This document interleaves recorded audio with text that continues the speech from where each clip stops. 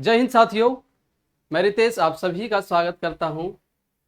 जैसा कि साथी मेरे भाई, बीपीएससी का जो एग्ज़ाम है अगले महीने में तय हो चुकी है और इसी को देखते हुए हम लोग बीपीएससी में जितने भी मैथ्स पूछे गए हैं सारे चैप्टर को कंप्लीट कर लेते हैं, ताकि जो है कि बहुत ही अच्छा बेनिफिट मिलने वाला है एग्ज़ाम के पॉइंट ऑफ व्यू से। ठीक है, फॉर्म भरना स्टार्ट हो चुका है। उम्मीद है कि आप सभी मेरे साथी मेरे भाई फॉर्म को फिलअप कर चुके होंगे। तो चलिए, अब बारी है मैथ्स के सेक्शन को कंप्लीट करने की। तो आज की जो क्लास है हम लोग यहाँ पे देखने वाले हैं बीपीएससी मैथ्स में प्रीवियस ईयर्स क्वेश्चन और 68 और 67 जो बीपीएससी का एग्जाम हुआ था उसमें जितने भी प्रश्न पूछे गए हैं सारे प्रश्नों को हम लोग यहाँ पे सॉल्व करने वाले हैं।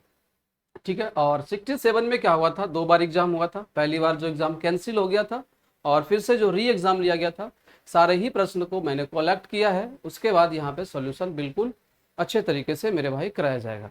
तो चलिए क्लास को स्टार्ट करते हैं बिना किसी देरी के।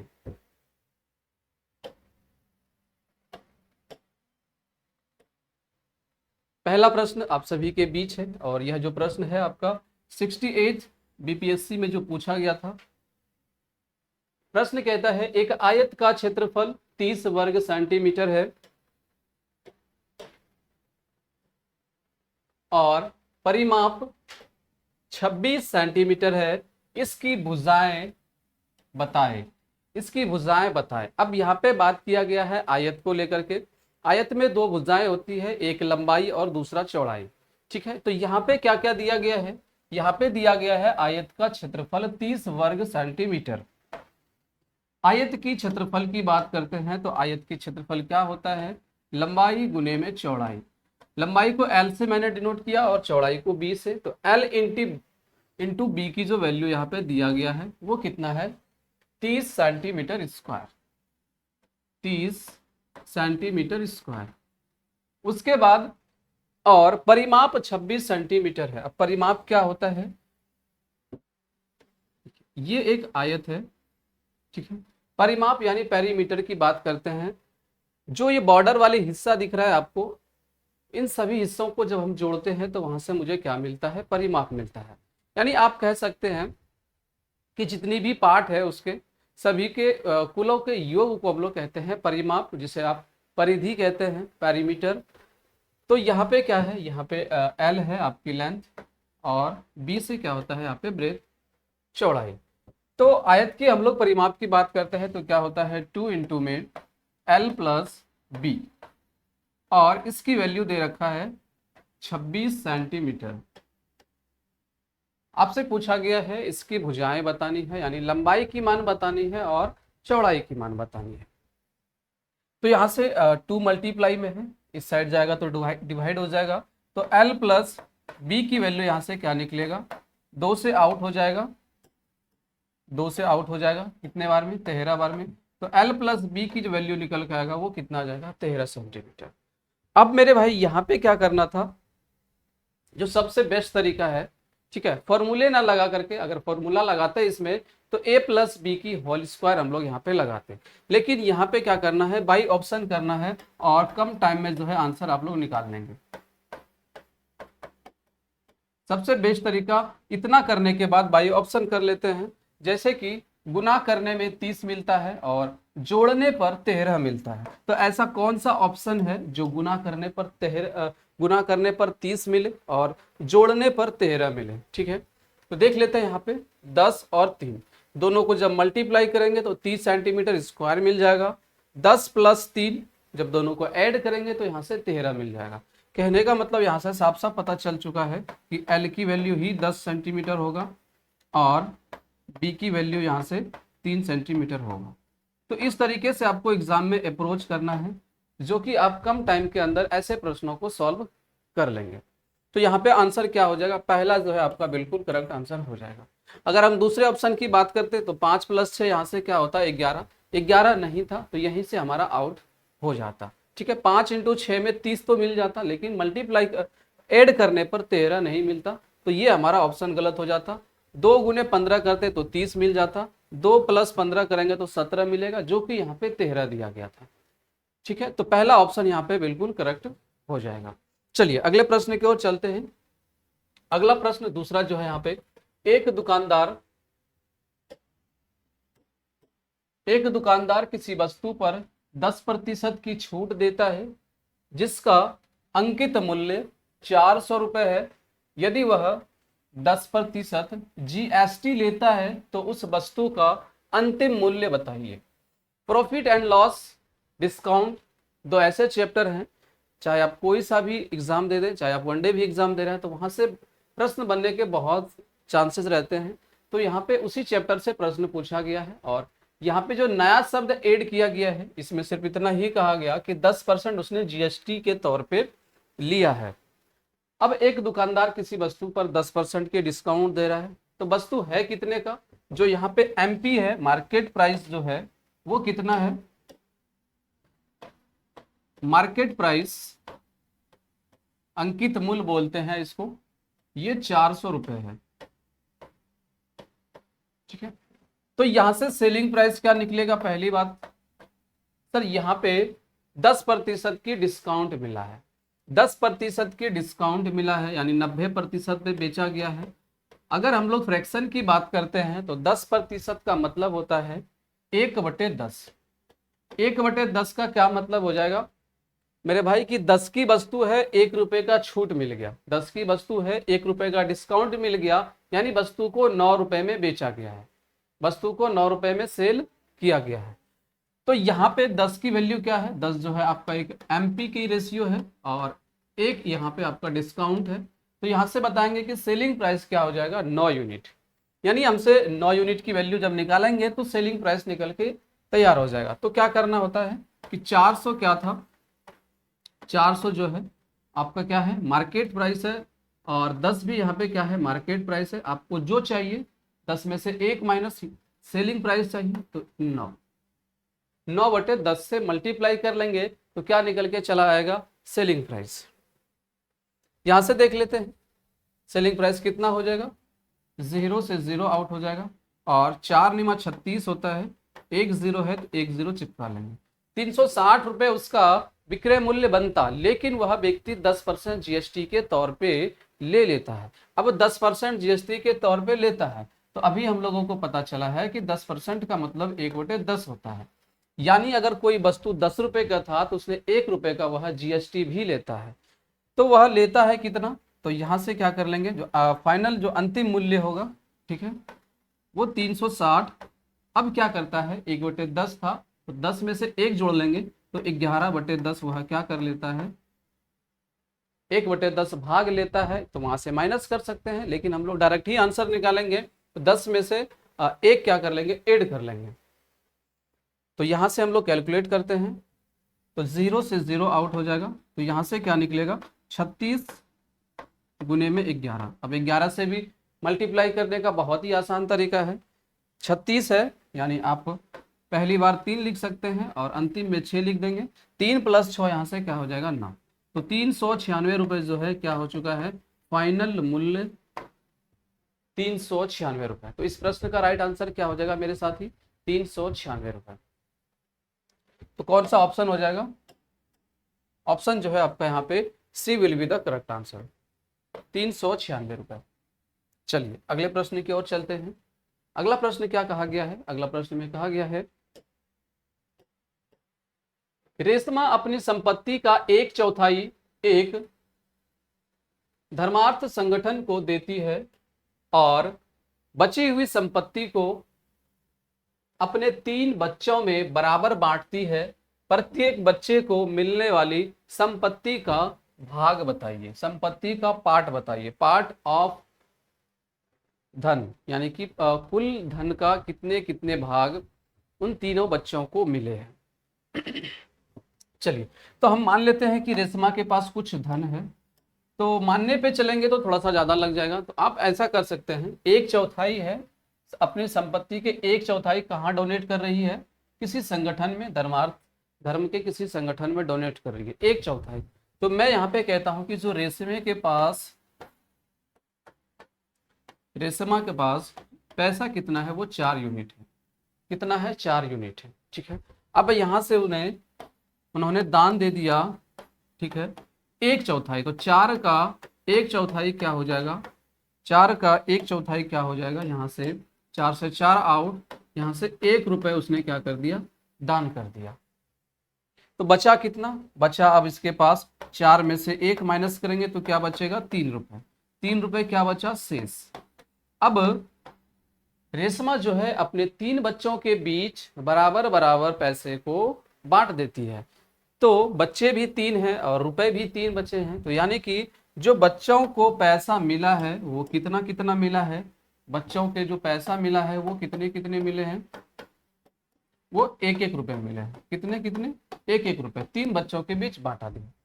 अब कहा गया कि प्रत्येक बच्चे को मिलने वाली संपत्ति का भाग बताइए। तो प्रत्येक बच्चे को कितने मिले हैं, 1 मिले हैं। मिलने वाला संपत्ति का, टोटल संपत्ति कितना मैंने माना था, 4, तो 1/4 भाग जो है प्रत्येक बच्चे को मिले हैं, प्रत्येक बच्चे को मिले हैं। तो 1/4 यहाँ पे क्या हो जाता, बिल्कुल करेक्ट आंसर हो जाता, 1/4। B will be the correct answer. B जो है मेरे भाई यहाँ पे बिल्कुल करेक्ट आंसर हो जाएगा, 1/4। चलिए आगे बढ़ते हैं। अगला प्रश्न, बीपीएससी री एग्जाम जो हुआ था 67th का, वो आप सभी के बीच सामने है। 150 रुपए प्रति दर्जन की दर से संतरे बेचने पर राशि को 25% की हानि होती है। 20% का लाभ पाने के लिए उन्हें किस दर से बेचना चाहिए। ठीक है, यहाँ पे क्या है, 150 रुपए प्रति दर्जन, कहने का मतलब एक दर्जन में कितने होते हैं, 12 नंबर और 12 होते हैं। तो 150 रुपए में जो है 12 संतरे वह बेच देती है। तो इस हिसाब से राशि को जो है यहाँ पे 25% की हानि हो जाती है। अब आपसे ये कहा गया कि 20% का लाभ पाने के लिए उसे किस दर से बेचना होगा, किसमें बताना है, प्रति दर्जन में। तो हम लोग क्या कर लेते हैं, यहाँ से सीधा सीधा देख लेंगे कि सर यहाँ पे बात किया गया है 25% हानि हुआ है जब 150 रुपए में बेचता है। तो 25% हानि यानी कि ये जो दिया गया था ये 75% की वैल्यू दिया गया है, कितना, 150 रुपए। अब कहा गया उसे चाहिए 20% की लाभ, यानी आपसे पूछा गया है 120%, 120%। तो यहां से क्या कर लेंगे, 150 ऊपर रहेगा और ये 75 मेरे भाई कहाँ रहेगा, नीचे रहेगा। और किसकी वैल्यू चाहिए, 120 की, तो इंटू में कर लेते हैं 120। बस यहां से क्या निकल के चला आएगा, प्रति दर्जन। ठीक है, और ये चला गया 75 दूनी में 150, यहां से मल्टीप्लाई करेंगे, 12 दूनी 24, 1 0 है, 1 0 चिपका लेंगे, 240 रुपए प्रति दर्जन। राशि क्या करती, 240 रुपए प्रति दर्जन जब बेचती तो उसे 20% की लाभ होता। तो 240 यहाँ पे बिल्कुल करेक्ट आंसर हो जाएगा, C will be the correct answer. ठीक है, ये रही कंसेप्ट की बात। अगर इसी तरीके के प्रश्न और भी पूछा जाता, ठीक है, तो आपको सिंपल सी बात इसमें ध्यान रखना है, बेचा कितने में गया है, 25% की हानि पर। ठीक है, यानी कि 75%। सेम चीजें करना होता है जो चीजें मैंने यहाँ किया है। ठीक है, क्या चाहिए, 20% लाभ चाहिए, तो ऊपर रख लेंगे 120। कितने में बेचा गया था, 150 में। बस इतना कैलकुलेट करना था एग्जाम के अंदर। ठीक है, तो यहां से जो है आपका आंसर निकल के आता 240 रुपए प्रति दर्जन। ठीक है, तो कौन सा ऑप्शन हो जाएगा, सी जो है यहाँ पे हमारा बिल्कुल करेक्ट हो जाएगा। चलिए अगले प्रश्न की ओर चलते हैं। बहुत ही प्यारा सा सुंदर सा प्रश्न है, मेंसुरेशन से पूछा गया, और ये भी प्रश्न बीपीएससी 67 जो एग्जाम हुए थे, री एग्जाम, उसमें प्रश्न यह आया हुआ था। एक समचतुर्भुज के विकर्णों की लंबाइयां 10 सेंटीमीटर और 24 सेंटीमीटर है, इसका परिमाप बताइए। ठीक है, इसका परिमाप बताइए। यहां पे बात किया गया है मेरे साथी समचतुर्भुज को लेकर के। समचतुर्भुज एक बार ड्रॉ कर लेते हैं। समचतुर्भुज। अब इसमें क्या होता है, जो विकर्ण होते हैं, डायगोनल जो होते हैं, एक दूसरे के क्या करते हैं, वह 90 डिग्री पर कट करते हैं, एक दूसरे के वह 90 डिग्री पे कट करते हैं। आप सभी को पता है कि समचतुर्भुज में एक दूसरे के जो डायगोनल होते हैं वह 90 डिग्री पर कट करती है। अब यहाँ पे क्या कहा गया कि जो विकर्णों की लंबाई है वो 10 सेंटीमीटर, यानी कि अगर मैं यहाँ पे नाम दे दूं, ठीक है, मैं यहाँ पे नाम दे दूं ए, बी, सी और डी। जो पहली विकर्ण अगर हम मानते हैं कि 10 सेंटीमीटर है, तो ये जो पॉइंट है ये क्या करती है, उन दोनों की लंबाइयों को आधा कर देती है। तो आधा करने का मतलब है जब यह 10 है तो यहाँ पे यह 5 रही होगी और ये भी यहाँ पे 5 रही होगी। और जो दूसरी लंबाई है वो यहाँ पे 24 सेंटीमीटर है। कितना है, 24 सेंटीमीटर। तो यहाँ पे यह कितनी रही होगी, 12, और यहाँ पे यह 12। ठीक है, अब आप सभी को पता होगा, ठीक है, जब यह 90 डिग्री बनता है तो 90 डिग्री में क्या होता है, ध्यान देंगे थोड़ा सा। 90 डिग्री में जो है मेरे भाई, ये जो 90 डिग्री है, इस 90 डिग्री के सामने वाली भुजा को क्या कहते हैं हम लोग, कर्ण कहते हैं। सामने वाली भुजा को क्या कहते हैं, कर्ण कहते हैं। तो कर्ण निकालने का फॉर्मूला क्या है, लंब का स्क्वायर प्लस कर्ण इक्वल टू क्या होता है, रूट अंदर लंब का स्क्वायर प्लस बेस यानी कि आधार का स्क्वायर होता है। लेकिन आपको क्या करना है, कुछ ट्रिपलेट्स होते हैं, उस ट्रिपलेट्स को अगर आप याद रखते हैं तो एग्जाम के अंदर काफी ज्यादा जो है आपको फायदा मिलेगा। ठीक है, तो उस ट्रिपलेट को थोड़ा सा आप लोग याद रख लेंगे। जैसे मैं यहाँ पे मेंशन कर देता हूँ कुछ ट्रिपलेट्स, 3, 4, 5, आप चाहे तो इसका भी डबल कर सकते हैं, 6, 8 और 10। ठीक है, और 7, 24, 25, 12, 35, 37, 9, 40, 41। इतना समझना है, ये जो लास्ट वाली भुजाएं हैं ये क्या है, एक कर्ण का काम करती हैं। अब यहाँ पे देखिएगा 5 आ चुका है, 12 आ चुका है। जो सामने वाली भुजा है 90 के सामने, ये कौन सी भुजा होगी, ये कर्ण होगी। ठीक है, ये कौन सी भुजा होगी, कर्ण होगी। तो 5 है, 12 है, यानी कि ट्रिपलेट यहाँ पे लग चुका है, 5 है, 12 है। जो कर्ण मिला वो कितना हो जाएगा, तो ट्रिपलेट याद है 5, 12, 13। अच्छा, ये ट्रिपलेट मैंने नहीं लिखा, 5, 12 और 13, ये भी एक ट्रिपलेट होता है। तो यानी सामने वाली जो भुजा है वो यहाँ पे कितना है, 13 है। अब समचतुर्भुज की सभी भुजाएं बराबर होती है, सभी भुजाएं क्या होती है, बराबर होती है। तो यानी ये भी 13 है, ये भी 13, ये भी 13, ये भी 13। तो यहाँ से परिमाप क्या होता है, समचतुर्भुज की परिमाप, अभी हमने सीखा परिमाप क्या होता है, भुजाओं की योग। ठीक है, भुजाओं की योग, यानी कि यहाँ पे 4 भुजाएं हैं तो इसीलिए एक फॉर्मूला निकल के आता है 4a। तो यहाँ से कह सकते हैं 4 और एक ही वैल्यू 13, 13 चौका 52, 52 सेंटीमीटर क्या हो जाएगा, परिमाप। अच्छा, क्या पूछा गया है आपसे, बिल्कुल परिमाप पूछा गया है। तो समचतुर्भुज का जो परिमाप हो जाएगा कितना हो जाएगा, 52 सेंटीमीटर, 52 सेंटीमीटर जो है बिल्कुल करेक्ट आंसर हो जाएगा। B will be the correct answer, B जो है आपका यहाँ पे बिल्कुल राइट हो जाएगा। चलिए अगले प्रश्न की ओर चलते हैं।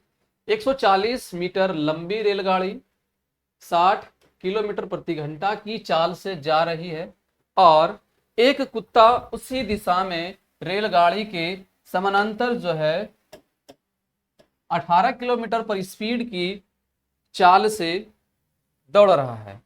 रेलगाड़ी कुत्ते को पार कर लेगी, रेलगाड़ी जो है कुत्ते को कितने समय में पार कर लेगी, ये आपसे पूछा जा रहा है। ठीक है, और ये जो प्रश्न है मेरे भाई 67 में जो री एग्जाम हुआ था वहां से लिया गया है। यहाँ पे जो रेलगाड़ी की लंबाई है वो कितना है, 140 मीटर। अब यह रेलगाड़ी 60 की स्पीड से जा रही है।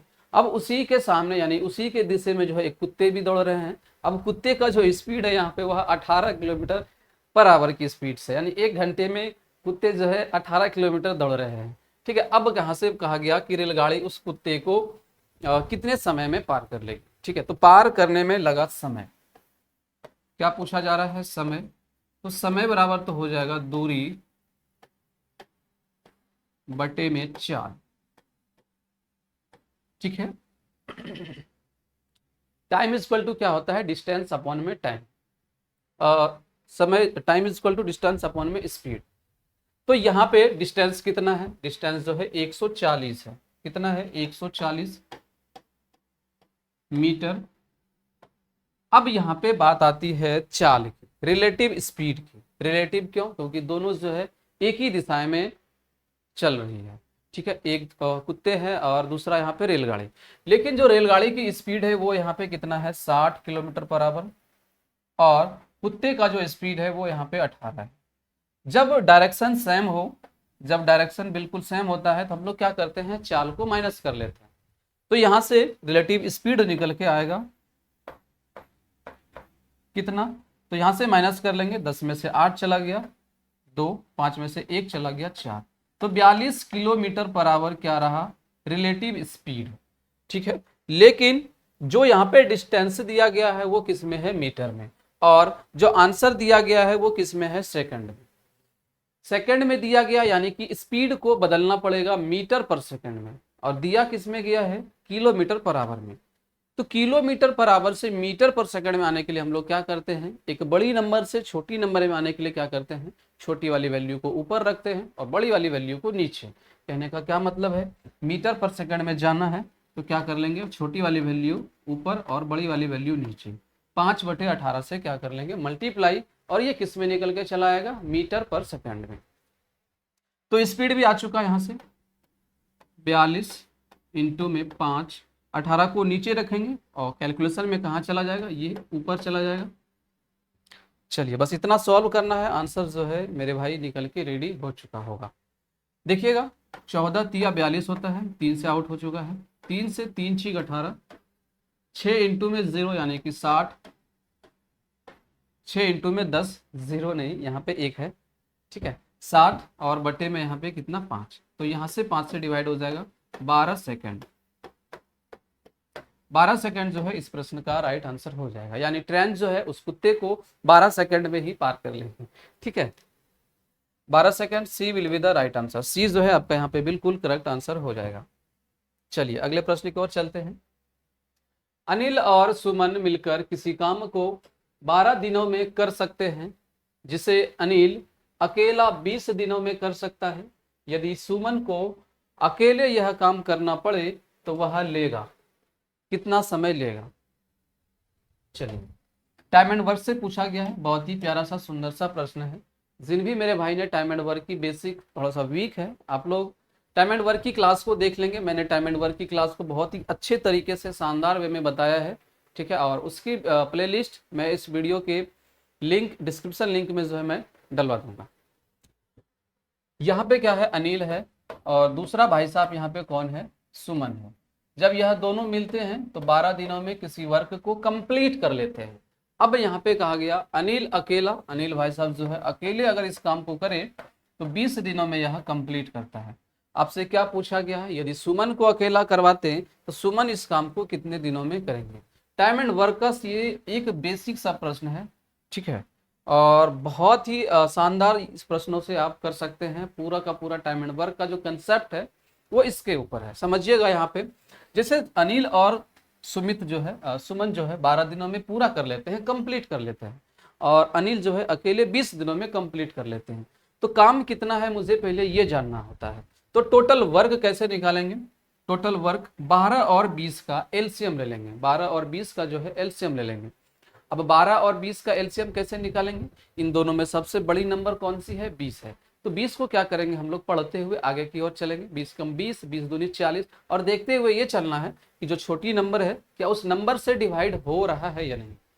अब जैसे 20 से कम 20, 12 से तो डिवाइड नहीं हो रहा है, 20 दूनी 40 नहीं हो रहा है, 20 तिया 60 बिल्कुल हो रहा है। तो एलसीएम निकालने की जरूरत नहीं होता, और 12 और 60 में यानी दोनों के टेबल में 60 भी आता है, 12 और 20 के टेबल में।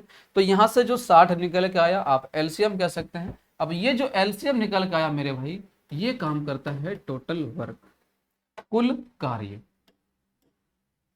कुल कार्य। अब समझिएगा, जब यह दोनों मिलता है कुल कार्य को 12 दिनों में कंप्लीट कर लेते हैं, तो एक दिन में यह कितना करते होंगे, 12 से 60 में डिवाइड कर लेंगे तो 5 निकलेगा।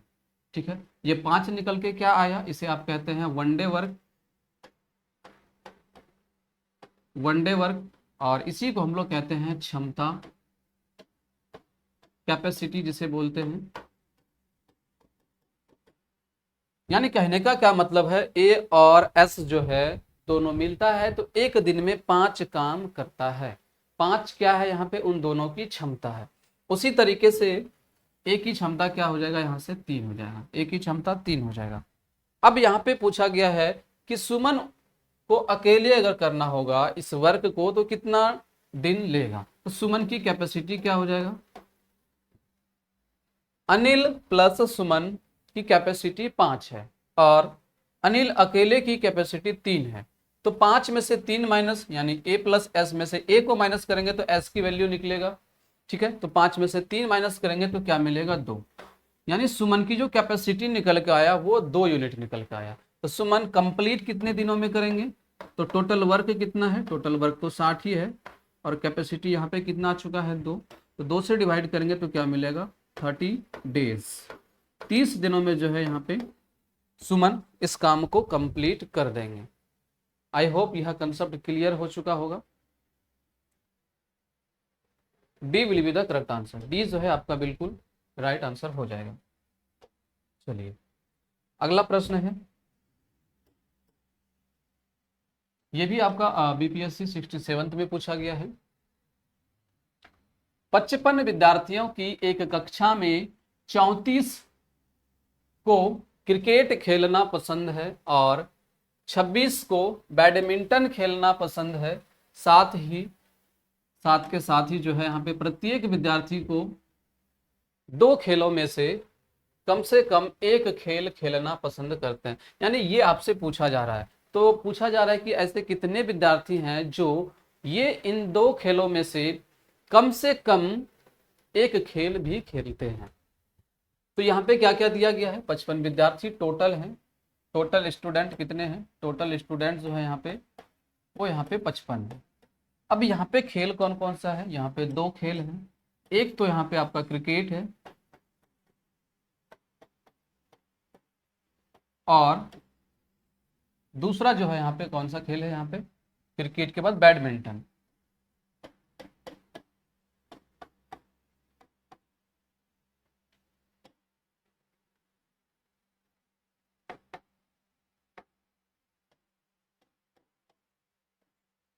बैडमिंटन है। यहाँ पे क्या कहा गया कि 34 को क्रिकेट खेलना पसंद है। अब 34 ऐसे छात्र हैं जो इस भाई साहब को जो है क्रिकेट खेलना पसंद होता है। ठीक है, उसके बाद 26 ऐसे बच्चे हैं जो क्या खेल पसंद कर रहे हैं, बैडमिंटन। 26 ऐसे बच्चे हैं इसको बैडमिंटन खेल पसंद है।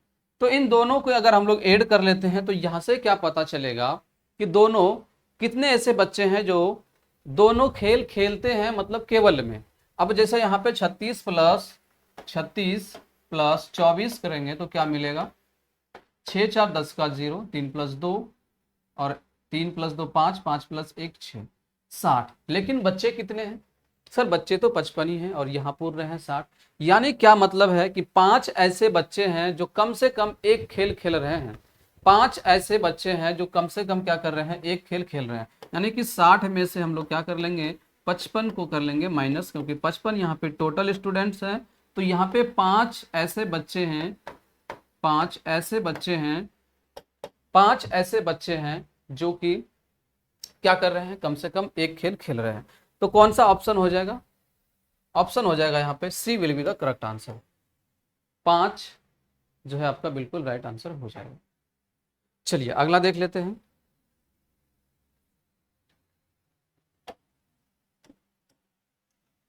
वे 2 प्राकृतिक संख्याएं कौन सी है जिनका गुणनफल 2400 है और जिनके वर्गों का योगफल 5200 है।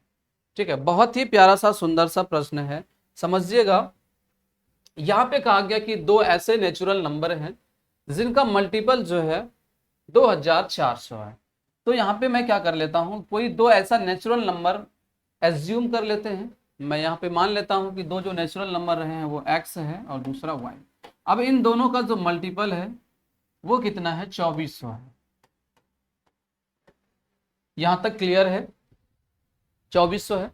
अब कहता है और जिनके वर्गों का योगफल जो है यहाँ पे 5200 है। इनके वर्गों का योगफल यानी इसका भी स्क्वायर प्लस y का भी स्क्वायर। अब इन दोनों का जो योगफल है 5200 है। कितना है? 5200 है। अब ऐसे प्रश्नों को ऑप्शन से भी कर सकते हैं। पहले केस में क्या कर लेते हैं, देख लेते हैं कि किसका गुणनफल जो है यहाँ पे 2400 है। ठीक है, इन दोनों का मल्टीपल करेंगे तो 2400 मिलेगा। लेकिन ऐसे हम सारे ही ऑप्शन देख रहे हैं तो दोनों का भी मल्टीपल करने पर क्या मिल रहा है? 2400 मिल रहा है। लेकिन मुझे सेटिस्फाइड अब यहाँ पे करना पड़ेगा। ठीक है, अब यहाँ पे इतना टाइम तो नहीं है कि 80 का स्क्वायर निकालें, 30 का स्क्वायर निकालें इस तरीके से। तो थोड़ा सा हम लोग कैलकुलेट कर लेते हैं ताकि आप भी सेटिस्फाइड हो जाएंगे। ठीक है, यहाँ पे डायरेक्टली वैल्यू पुटिंग ना करके थोड़ा सा हम लोग आगे चलेंगे, फिर वैल्यू पुटिंग कर लेते हैं। अब ए स्क्वायर प्लस बी स्क्वायर की फॉर्मूला निकल के आ चुका है। तो यहाँ से क्या होता है? ए प्लस बी का होल स्क्वायर क्या होता है? A square plus B square, और उसकी वैल्यू दे रखा है कितना? 5200। A square plus B square plus 2ab, 2ab, A की जगह x, y की जगह b, तो 2xy, तो 2400 में सीधा सीधा 2 का मल्टीपल कर देते हैं तो यहां से कह सकते हैं कितना? 4800। कितना मेरे भाई? 4800। तो यहां से x प्लस वाई का होल स्क्वायर कितना हो जाएगा? ठीक है, 52 प्लस 48 क्या हो जाएगा? 100, और 2 जीरो है तो 2 जीरो यहाँ पे हम लोग चिपका लेंगे। अब यहाँ से x प्लस वाई की वैल्यू क्या हो जाएगा? इस तरफ स्क्वायर है, राइट साइड में भेजेंगे तो किस में चला जाएगा? अंडर रूट में। तो यहाँ से ये किसका स्क्वायर मिलेगा? 2 जीरो है तो 1 जीरो आउट, 2 जीरो है तो 1 जीरो आउट, तो यहाँ से क्या मिलेगा? 100। यानी x प्लस वाई की वैल्यू कितना निकल के आ चुका? x प्लस वाई की वैल्यू 100। यानी उन दोनों नेचुरल नंबर की अगर सम की बात करता तो आंसर होता 100। यहाँ पे पूछा गया है उन दोनों नंबर कौन कौन सी है। चलिए ऑप्शन देख लेते हैं कि ऐसा कौन सा ऑप्शन है जो उन दोनों का सम जो है यहाँ पे 100 होगा। तो यहाँ से क्या कर लेते हैं हम लोग? By option.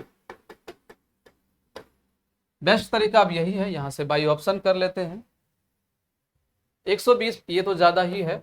ठीक है, 80 प्लस 30 ये भी ज्यादा है, 75 प्लस 32 ये भी ज्यादा है, 60 प्लस 40 100 भी हो जाएगा, और 60 गुने 40 2400 भी हो जाएगा। तो डी जो है आपका मेरे भाई मेरे साथी यहाँ पे बिल्कुल करेक्ट आंसर हो जाएगा।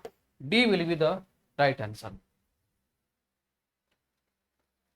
चलिए अगले प्रश्न को चलते हैं। 100 और 500 के बीच कितनी संख्याएं 4, 5 और 6 से विभाज्य है? 100 और 500 के बीच ऐसी कितनी नंबर हैं जो कि यहाँ पे 4, 5 और 6 इन तीनों ही नंबर से पूरी तरीके से विभाज्य हो जाता है? तो क्या करेंगे? अब एक एक नंबर से तो भाग नहीं दे सकते हैं, तो सबसे अच्छा तरीका यही है कि 4, 5 और 6 का पहले एलसीएम निकाल लेते हैं। जो संख्या निकलेगी वही एक बड़ी संख्या होगी जो हम क्या करेंगे? इन दोनों के बीच डिवाइड करते हुए आगे की ओर चलेंगे। जैसे 4, 5, 6 का अगर हम एलसीएम की बात कर लेते हैं तो यहाँ से एलसीएम कितना निकल के आ जाएगा? तो 6 नंबर बड़ा है तो 6 को रीड करते हुए चलेंगे। 6 दूनी 12, 6 तिया 18, इस तरीके से जब आगे चलेंगे तो क्या मिलेगा? 60। 60 ही एक ऐसा नंबर है जो तीनों नंबर से क्या हो जाएगा? यहाँ डिवाइड हो जाएगा। तो 60 जो है एलसीएम निकल के तैयार हो चुका है। अब क्या करेंगे? मुझे पता करना है कि अब 100 और 500 के बीच ऐसी कितनी संख्याएं हैं जो 60 से डिवाइड है। तो क्या कर लेंगे? 100 में क्या करेंगे? 60 से डिवाइड कर लेंगे। 100 में क्या करेंगे? 60 से डिवाइड कर लेंगे। उसके बाद 500 में क्या क्या करेंगे? 60 से डिवाइड कर लेंगे। ठीक है, अब पूरी तरीके से डिवाइड नहीं करना है। ठीक है, इसका सबसे बेस्ट तरीका यही है कि पूरी तरीके से डिवाइड नहीं करना है। पहली बार में जितनी बार कट जाए उसी को लिखना है। कहने का क्या मतलब है? जैसे अगर 60 से हम लोग 100 में डिवाइड करेंगे तो 60 ही कम 60, क्योंकि 120 तो है नहीं यहाँ पे, यानी यह नंबर पहली बार में 1 से कटता। अब इससे आगे नहीं बढ़ना था। अब उसी तरीके से 60 से जब 500 में डिवाइड करेंगे तो यहाँ पे कितनी बार में चला जाएगा? 6 8 48, 0 से 0 आउट हो जाता, 6 8 48, तो यहाँ पे पहली बार में 8 से कटता है। क्लियर है? तो 1 आया 8 आया। अब इन दोनों के बीच जो है डिफरेंस को पता कर लेना है। इन दोनों के बीच जो है डिफरेंस को पता कर लेना है। उतना ही नंबर होगा जो 100 और 500 के बीच 60 से पूरी तरीके से विभाजित हो जाएगा। तो 8 और 1 में डिफरेंस कितने का है? 7 का है। तो इस प्रश्न का राइट आंसर क्या हो जाएगा? 7। अच्छा, कोई नंबर होता जो 60 से पूरी तरीके से डिवाइड होता, मुझे उस नंबर को नहीं लेना था, ठीक है, उससे पहले कटने वाले नंबर को लेना है। ऐसा प्रश्न पूछा गया है, आगे देखते हैं। तो इस प्रश्न का राइट आंसर क्या हो जाएगा, 7 यहाँ पे बिल्कुल करेक्ट आंसर हो जाएगा। चलिए अगले प्रश्न की ओर चलते हैं।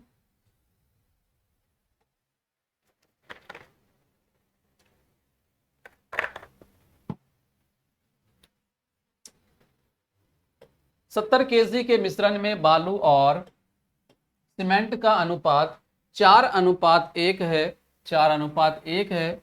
मिश्रण में कितना बालू और मिला दिया जाए कि उसमें बालू और सीमेंट का अनुपात 6:1 हो जाए। बहुत ही प्यारा सा सुंदर सा प्रश्न है। मिक्सर एंड एलिगेशन का जो सबसे बेसिक प्रश्न होता है मेरे भाई, वो पूछा गया है, ठीक है। जैसे यहाँ पे मिश्रण है किस किस चीज का, बालू, चलो बी से मैंने ही बालू लिख दिया, और सीमेंट एस। क्या अनुपात दिया गया है, 4:1 में मिश्रण है, ठीक है। अब कहा गया इसमें कि कितना बालू और मिला दिया जाए कि बालू और सीमेंट का जो बाद का रेशियो निकलेगा वो 6:1 के रूप में हो जाए। भाई साहब इसमें क्या मिलाया गया है, इसमें जो मिलाया गया है वो बालू की बात करता है, कितना और बालू मिलाया जाए, यानी सीमेंट की कोई चर्चा ही नहीं किया गया है। तो सीमेंट जो रेशियो पहले में थी वही रेशियो अभी भी होनी चाहिए। तो सीमेंट की देख लेते हैं। सीमेंट जो है यहाँ पे 1 यूनिट है और मिलाने के बाद भी यहाँ पे 1 यूनिट है, यानी कि इक्वल ही है। अब बराबर करने की जरूरत नहीं है, अगर होता तो मुझे क्या करना पड़ता, बराबर करना पड़ता, यानी जो पहले सीमेंट था उसको बाद में भी उतना ही सीमेंट करना पड़ता। अब यहाँ पे बिल्कुल बराबर है। तो अब देख लेते हैं कि बालू में क्या चेंजेस हुआ है। अगर बालू की बात कर लेते हैं तो पहले 4 यूनिट था, अब यहाँ पे कितना हो गया है, 6 यूनिट, यानी कि 2 यूनिट क्या हो चुका है, वृद्धि हो चुका है। 2 यूनिट जो है मेरे भाई यहाँ पे वृद्धि हो चुका है। तो पहले टोटल यूनिट कितना था, 4 + 1 5, यानी कि जब मिश्रण 5 था तो इसमें मिलाया गया 2 यूनिट, कितना, 2 यूनिट। अब मिश्रण कितना है, मिश्रण है यहाँ पे 70, तो इस 70 में कितना मिलाया गया होगा, जब रेशियो 5 था तो 2 यूनिट मिलाया गया। अब टोटल मिश्रण 70 है तो इसमें कितना मिलाया गया होगा, यानी आप कह सकते हैं कि 5 रुपए में 2 चॉकलेट, तो 70 रुपए में कितने चॉकलेट। या फिर आप कह सकते हैं कि 5 से 70 कितने बार मल्टीपल्स है, 5 से 70 में डिवाइड करेंगे यानी कि 14 बार में चला गया होगा, 14 × 70, तो यहाँ पे क्या हो जाएगा, 14 × 2 कर लेंगे तो 14 दूनी क्या हो जाएगा, 28। यानी बालू को जो यहाँ पे मिलाया गया वो कितना मिलाया गया है, 28। 28 जो है आपका यहाँ पे बिल्कुल करेक्ट आंसर हो जाएगा। चलिए 20 जो है आपका यहाँ पे बिल्कुल करेक्ट आंसर हो जाएगा। 28 मात्रा जो है मिलाया गया है। क्लियर है यहाँ तक, चले हम लोग आगे की ओर। चलिए अगला प्रश्न है, एक समचतुर्भुज का परिमाप 52 मीटर है और उसका छोटा विकर्ण 10 मीटर है, तो बताना है कि लंबे विकर्ण की लंबाई क्या होगा। यह प्रश्न 67 में जो पहली बार एग्जाम लिया गया था, जो बिहार सरकार, बिहार आयोग ने जो है इस एग्जाम को कैंसिल करा दिया गया था, ठीक है। आप सभी को पता है कि बिहार में क्या होते हैं, पेपर लीक, तो वही कहानी हुआ था ये 67 में, तो जो कि री एग्जाम कराया गया था। चलिए अब यहाँ पे समचतुर्भुज का परिमाप दिया गया है। समचतुर्भुज का परिमाप क्या होता है, 4 गुने में भुजा, भुजा की जगह मैंने ए ले लिया। अब इसकी वैल्यू दिया गया है 52 मीटर, ठीक है। तो यहाँ से ए की वैल्यू क्या हो जाएगा, 13 चौका क्या होता है 52, तो 4 से जब हम लोग डिवाइड करेंगे 52 में, तो यहाँ से क्या मिलेगा, 13 मीटर, ठीक है। अब यहाँ पे हम लोग देख लेते हैं समचतुर्भुज की क्या कहानी है। समचतुर्भुज की अगर हम लोग बात कर लेते हैं, ठीक है, इसके विकर्ण के बारे में बताया गया है कि जो इसकी छोटी विकर्ण है वो यहाँ पे 10 मीटर है, जो इसकी छोटी विकर्ण है वो यहाँ पे कितना है, 10 मीटर है, ठीक है।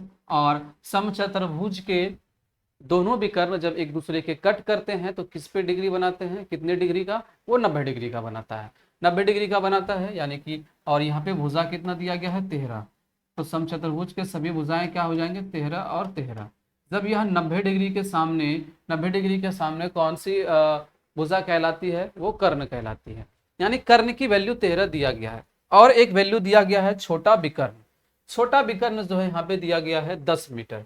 छोटा विकर्ण जब 10 मीटर दिया गया है तो यानी कि आप कह सकते हैं कि सर विकर्ण भी जब क्या हो जाता है यहाँ पे आधा आधा हो जाता है उस पॉइंट के बाद से, तो यहाँ पे ये वाली वैल्यू कितना हो जाएगा 5 और ये वाली वैल्यू क्या हो जाएगा 5। अब यहाँ पे देख सकते हैं एक भुजा 13 आ चुका है, दूसरी भुजा 5 आ चुका है। तो आप सभी को पता है ट्रिपलेट क्या कहता है, राइट एंगल ट्रायंगल में अभी हमने देखा ट्रिपलेट क्या होता है 5 12 13।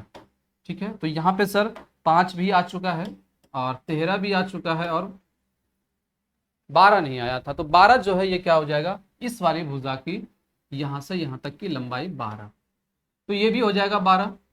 तो 12 + 12 यानी कि बड़ी लंबाई क्या हो जाएगा, बड़ी विकर्ण की बात करें हम लोग, बड़ी विकर्ण की यहाँ पे बात कर लेते हैं, तो कितना हो जाएगा 12 + 12 यानी कि 24 मीटर में है, बिल्कुल मीटर में है, तो यहाँ पे क्या हो जाएगा मीटर, 24 मीटर जो है बड़ी लंबाई हो जाएगी यानी कि बड़ी विकर्ण। आई होप यह पॉइंट जो है आप सभी को क्लियर हो चुका होगा। तो यहाँ पे पूछा गया था कि सबसे लंबाई यानी विकर्ण की लंबाई बताइए, लंबे विकर्ण की, तो यहाँ पे क्या हो जाएगा 24 metre. D will be the right answer, D जो है बिल्कुल करेक्ट आंसर हो जाएगा। क्लियर है, चलिए अगले प्रश्न की ओर चलते हैं। अगला है 100 मीटर की दौड़ में ए 8 किलोमीटर प्रति घंटे की गति से दौड़ता है। ठीक है, रेस से प्रश्न पूछा गया है, बहुत ही प्यारा सा सुंदर सा प्रश्न है। यदि ए बी को 4 मीटर की शुरुआत देता है और फिर उसे 15 सेकेंड से हरा देता है, तो बी की गति क्या होगा। भाई साहब यहाँ पे 2 लोग हैं और दोनों के बीच जो है 100 मीटर की कंपटीशन रखा गया और ए जो है बी भाई साहब को कहते हैं जा भाई कुछ 4 मीटर की दूरी को कोई हिसाब किताब नहीं रख लेते हैं, ठीक है, जीले जिंदगी 4 मीटर के लिए जो है उसको छोड़ दिया गया। तो यहाँ पे कहने का क्या मतलब है समझिएगा, पॉइंट है अब ये 100 मीटर की डिस्टेंस है, बी भाई साहब को कहा गया कि 4 मीटर की काउंट हम नहीं करते हैं, 4 मीटर का शुरुआत दे देते हैं, तुम जो है शुरू का 4 मिनट जो है खत्म कर दो, आगे से दौड़ो, तुम 4 मिनट आगे से दौड़ो। अगर बी यहाँ से दौड़ता है, ठीक है, बी जो है यहाँ से दौड़ता है और इसके पहले 4 मीटर है, तो यहाँ से वह भाई साहब बी दौड़ना स्टार्ट कर दिया, बोला जाओ भाई तुम जिंदगी जी लो, यहाँ से 4 मीटर आगे ले लो। तो यानी कि बी यहाँ पे कितने डिस्टेंस कवर कर रहे हैं, तो 100 में से 4 माइनस करेंगे तो क्या मिलेगा 96 मीटर बी भाई साहब। लेकिन फिर भी देखिए ए जो है यहाँ पे क्या कर रहे हैं, ए जो है इस भाई साहब को 15 सेकेंड से हरा देते हैं। ए जो है जो भी टाइम लेटा होगा उसके 15 सेकेंड से क्या करते हैं यहाँ इसको रनर जो है बना देते हैं। ए की स्पीड कितनी है, ए की स्पीड जो है 8 किलोमीटर पर आवर स्पीड है, 8 किलोमीटर पर आवर स्पीड है। तो पहले ये देख लेते हैं ए जो है कितना टाइम लेता है, इस पूरे दौड़ को 100 मीटर की दौड़ को ए जो है कितने मीटर का समय लेता है, यहाँ पे इस बात को देख लेते हैं। तो समय बराबर दूरी बटे चाल, ए के लिए देख लेते हैं पहले, समय बराबर दूरी बटे चाल, तो दूरी जो है इन्होंने 100 मीटर तय किया और चाल जो है यहाँ पे कितना है, चाल है 8 किलोमीटर प्रति घंटा। ठीक है, ये आपका किलोमीटर पर आवर में है, तो किलोमीटर पर आवर से मीटर पर सेकंड में जाने के लिए क्या कर लेते हैं 5/18 से मल्टीप्लाई, 18 नीचे लिखना था, कैलकुलेशन करेंगे तो ये कहाँ चला आएगा ऊपर। ठीक है, यहां से हम लोग कैलकुलेशन करते हैं, देख लेते हैं 5 से चला गया 100 कितने बार में 20 बार में। ठीक है, 2 चौका 8 और 5 चौका 20 और यहां से चला गया कितना 9, यानी ए जो है टाइम ले रहा है कितना 9×5 = 45, 9×5 = 45, यानी बी कितना लिया होगा, उसको 15 सेकेंड से जब हरा दिया है तो बी कितना लिया होगा, तो आप कहेंगे सर ए 45 सेकेंड ले रहा है और बी 15 सेकेंड से हार भी जा रहा है, तो यानी कि उसने जो टाइम लिया होगा 45 + 15 यानी कि 60 सेकेंड, कितना 60 सेकेंड बी के लिए टाइम लगा है उसी दौड़ को दौड़ने के लिए उसको 60 सेकेंड। अब यहाँ पे पूछा गया कि उस बी की स्पीड क्या है, बी की स्पीड बताना है, बी की स्पीड, तो चाल बराबर दूरी बटे समय, 20 भाई साहब ने दूरी कितना कवर किया है 96 और समय कितना लिया है 60 सेकेंड, तो दूरी है मीटर में, समय है सेकंड में, तो मीटर पर सेकंड में आंसर आता, लेकिन आंसर जो दिया गया है वो यहाँ पे किलोमीटर पर आवर में दिया गया है। तो किलोमीटर पर आवर में बदलने के लिए फिर से क्या करना होगा, मुझे 18/5 से मल्टीप्लाई कर लेना है। ध्यान देंगे 16×6 = 96 होता है, तो यहाँ से मिलेगा 16। ठीक है, उसके बाद 9 दूनी 18 और यहां से मिलेगा 5 दूनी 10, 16 निमा 144, 5 पचा 25, 25 से डिवाइड करना है, यानी कि आप ऊपर क्या कर लेंगे, नंबर को 4 से मल्टीप्लाई करके 2 अंकों के बाद दशमलव लगा देंगे। ठीक है, तो 4 चौका 16, 14 चौका 56, 56 और एक यहाँ से 57, 2 अंकों के बाद दशमलव देना है, क्योंकि 25 में 4 से गुना करेंगे तो 100 मिलेगा। तो यहाँ से क्या हो जाएगा 5.76 kilometre per hour speed B के लिए, 5.76 किलोमीटर पर आवर। इस प्रश्न का राइट आंसर क्या हो जाएगा, B will be the correct answer. B जो है यहाँ पे बिल्कुल करेक्ट आंसर हो जाएगा। ठीक है, चलिए अगले प्रश्न की ओर चलते हैं हम लोग।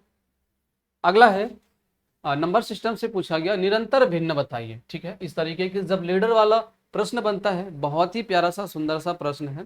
काफी बच्चे इसमें कंफ्यूजन हो गए थे, ऐसे प्रश्न तो सर हमने कहीं पे पढ़ा भी नहीं है। बिल्कुल नहीं भाई, डरने वाली बात इसमें तो है ही नहीं। यहाँ पे क्या दिया गया है, जो लीडर का इक्वेशन दिया गया है, ये जो वैल्यू आप देख रहे हैं, ये जो खाली वाली वैल्यू है, यहाँ पे पूछा गया यहाँ पे कौन सी वैल्यू रखा जाएगा। ठीक है, और इसका मान बताना है। आपको क्या करना है, ऐसे प्रश्नों के अंदर इसके बराबर में कोई सी वैल्यू को एज्यूम कर लेना है। ठीक है, हम कहते हैं इस पूरे के बराबर को हमने यहाँ पे x मान लेते हैं। ठीक है, और ये कैसा भिन्न चला है, बिल्कुल सेम चला है, तो यहाँ पे हम लोग क्या कर लेते हैं, इसके जगह पे भी हम लोग x ही मान लेते हैं। मान लेते हैं कि यहाँ पे x ही बैठा है। ठीक है, तो यहाँ पे आप कह सकते हैं कि 2 - 1/x, और इस पूरे इक्वेशन के बराबर मैंने मान लिया है x। क्या यहाँ तक क्लियर है? मैंने कहा इस तरीके से भिन्न चलते हुए चल रहा है, तो यहाँ पे मैं x रख लेता हूँ कि यहाँ पे अगर x बैठा है तो इसके बराबर में भी यहाँ पे मैं x ही मान लिया।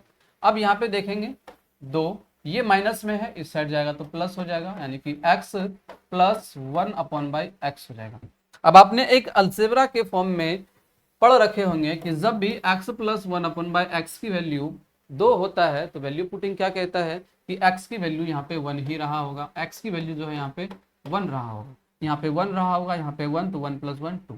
यानी हम लोगों ने क्या माना है x के जगह पे, अच्छा हम लोगों ने क्या माना था, यहाँ पे x ही माना था, और x की वैल्यू क्या निकल गया 1।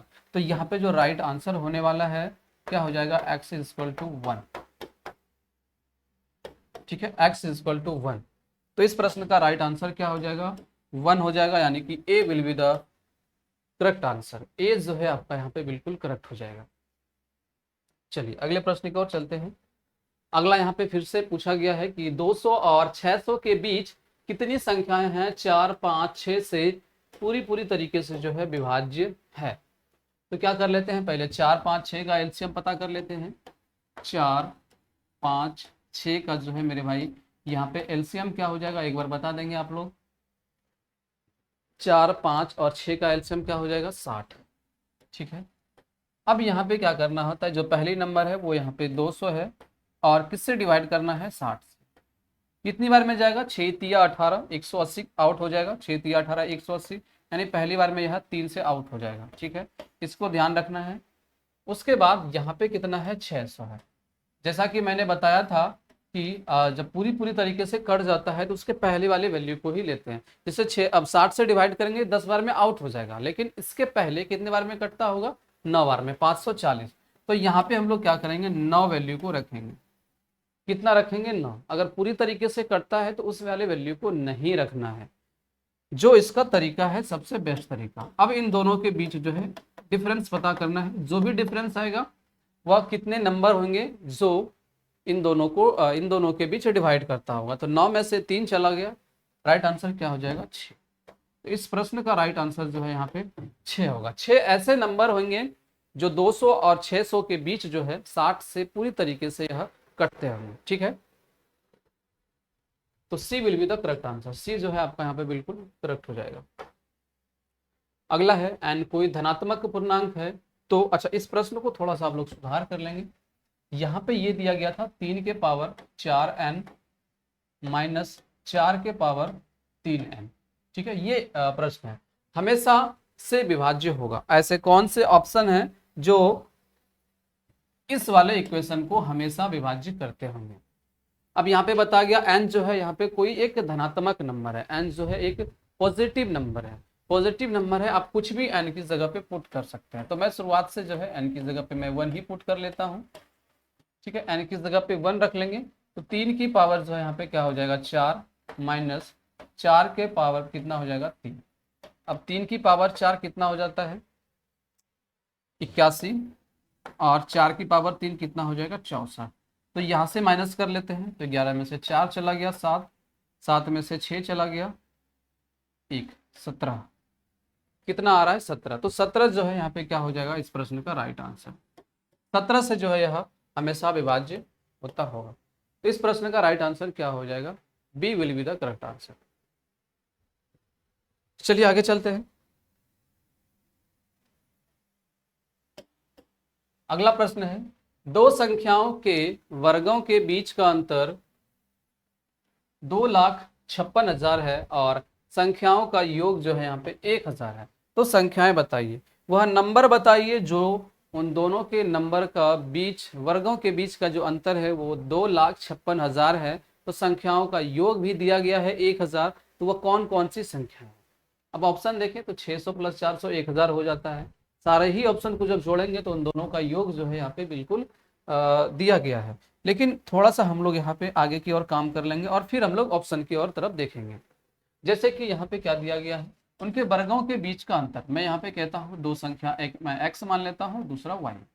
अब इनके वर्गों के बीच के अंतर, तो यहाँ पे स्क्वायर कर लिया मैंने, और डिफरेंस यानी कि माइनस कितना दिया गया है 256 पर 3 0 है, तो 3 0 हम लोग लगा लेंगे। अब यहाँ से एक फॉर्मूला निकल के आता है a square minus B square. A square minus B square क्या होता है, a प्लस बी इंटू का a माइनस बी। ये किसके बराबर है 2,56,000 के बराबर। अब यहाँ पे एक चीज दिया गया है, नोट कीजिएगा, दोनों संख्याओं का योग दिया गया था वहां 1,000, यानी x प्लस वाई की वैल्यू दिया गया है यहाँ पे 1,000, ठीक है। और इनटू आपसे क्या पूछा गया है, संख्याएं पूछा गया है, बिल्कुल निकाल लेंगे। तो x minus Y equal to 256 पर कितने जीरो हैं 3 जीरो हैं। अब यहाँ पे 1,000 जो है इस साइड मल्टीपल में है, इस साइड जाएगा तो डिवाइड हो जाएगा। तो यहाँ से हम लोग सीधा सीधा देख लेंगे 3 0 3 0 यहाँ से भी आओ। तो x माइनस वाई की वैल्यू निकल के आ चुका 256, यानी उन दोनों संख्याओं के बीच का जो अंतर रहा है वो यहाँ पे 256 रहा है। अब हम लोग यहाँ से देख लेते हैं बाई ऑप्शन, ठीक है, बाई ऑप्शन देख लेते हैं ऐसी कौन कौन सी संख्याएं हैं जो उन दोनों के बीच के अंतर जो है 256 है, ठीक है। तो ये तो होगा नहीं, ठीक है, यहाँ से ये भी नहीं होगा। 8 में से 2 चला गया 6, 12 में से 7 चला गया 5, और यहाँ से 5 में से 3 चला गया 2, ये हो चुका है, ठीक है। तो इस प्रश्न का राइट आंसर क्या हो जाएगा मेरे भाई, यहाँ पे 628 और 372, यानी कि 628 पहली संख्या है, दूसरी संख्या जो है यहाँ पे 372 है। बाई ऑप्शन जो है इस तरीके से आप बिल्कुल बेस्ट तरीका है ऐसे में आंसर निकालने का। चले हम लोग आगे। अगला है लॉग रूट 2, इस तरीके से दिया गया है, लॉग जो है आपको रूट 2 और यहाँ पे दिया गया है 32, इसकी वैल्यू बताना है। तो यहाँ पे एक फॉर्मूला होता है, आप सभी को पता होगा कि लॉग ए की पावर बी, इस तरीके से क्या हो जाता है लॉग बी अपॉन में लॉग ए, ठीक है, हम लोगों ने पढ़ रखा है। उसके बाद यहाँ पे हम लोग उसी तरीके से इसको भी लिख सकते हैं, कैसे, लॉग 32 अपॉन में लॉग रूट 2, ठीक है, इस फॉर्मूले के बेस्ड के आधार बेस्ड के ऊपर। उसके बाद हम लोग 32 को कैसे लिख सकते हैं, लॉग 2 की पावर 5, 2 की पावर 5 क्या मिलता है 32, और यहाँ पे क्या हो जाएगा लॉग रूट 2 को रूट को अगर हम लोग हटा लेंगे तो 2 की पावर क्या हो जाएगा 1/2। अब यहाँ पे 5 क्या हो जाएगा बाहर आ जाएगा, ठीक है, एक फॉर्मूला और भी है, यहाँ से 5 बाहर आ जाएगा तो कहेंगे 5 लॉग 2, और 1/2 भी यहाँ से बाहर हो जाएगा, 1/2 लॉग 2, log 2 और log 2 जो है यहाँ पे क्या हो जाएगा, कैंसिल हो जाएगा। यहाँ से क्या बचेगा, 2 ऊपर चला जाएगा, तो 5 गुने में 2 जो है आपका यहाँ पे राइट आंसर हो जाएगा कितना, 10। बहुत ही प्यारा सा सुंदर सा प्रश्न है। ठीक है, अगर हम लोग लॉग से बात करें तो यहाँ पे जो है बेसिक प्रश्न बनता है। ठीक है, और वो वही बेसिक प्रश्न आपसे पूछा गया, C will be the correct answer. अगला प्रश्न है, 45 नींबू को 40 रुपए में बेचने पर एक आदमी को हानि होती है 20% की। लेन देन में 20% का लाभ प्राप्त करने के लिए उसे 24 रुपए में कितने नींबू बेचना पड़ेगा। ठीक है, कोई भाई साहब यहाँ पे जो है नींबू बेच रहे हैं, 45 नींबू को 40 रुपए में जब वह बेचते हैं तो उसको जो है 20% की यहाँ पे नुकसान होना सहना पड़ता है। अब वह चाहता है कि 20% की लाभ मिले, तो वह जानना चाहता है कि 24 रुपए में हम कितने नींबू को बेचेंगे जो 20% का मुझे लाभ भी मिलेगा। समझिएगा, एक सिंपल सा तरीका है, बिल्कुल बेसिक कंसेप्ट से ही निकला हुआ है, उस चीज को देखिएगा। आप क्या करेंगे, जो नींबू है, ठीक है, जो नींबू है उसको नीचे रख लेंगे, यानी वस्तु को नीचे रख लेंगे और पैसे को ऊपर रख लेंगे। वस्तु को नीचे, यानी वस्तु यहाँ पे कितना है, 45 है, और रुपए कितना है, 40। ठीक है, बेचता है 20% की हानि होता है, यानी कि उसने इस वस्तु को 80% में बेचा है। अब उसे क्या चाहिए, 20% का लाभ चाहिए।